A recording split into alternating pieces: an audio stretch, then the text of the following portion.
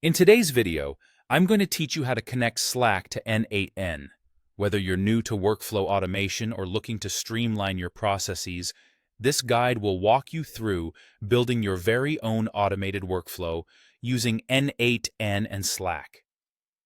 So let's dive in and get started with creating something truly impactful.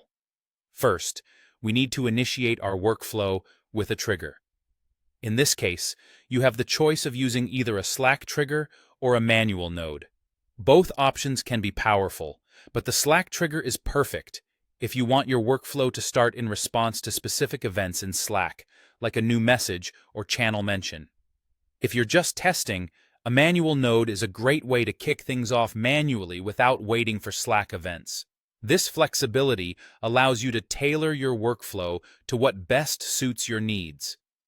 Once your trigger is in place, we move on to adding actions. The Slack node is essential here, as it allows you to integrate directly with Slack's features. You can also explore other integrations that N8N offers, depending on what your workflow requires. These might include sending messages to different platforms or triggering tasks in external applications. The beauty of N8N is its versatility. It can connect with a multitude of services, which allows you to expand your workflow beyond Slack itself.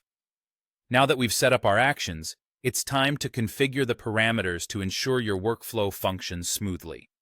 Key configuration settings include message content, channel selection, or even file attachments.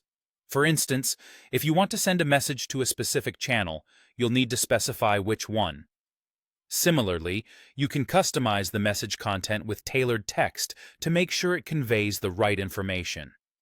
This step is crucial for personalizing your workflow so it aligns precisely with your business requirements or personal preferences.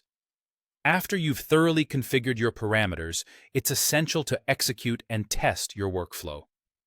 Running tests helps you catch any errors or misconfigurations before they can impact your daily operations. It's always a good idea to check that each action performs as expected and that your messages arrive on time, in the right place. Testing ensures that your workflow is reliable and effective in real-world scenarios, giving you peace of mind that your automation is working seamlessly. There you have it.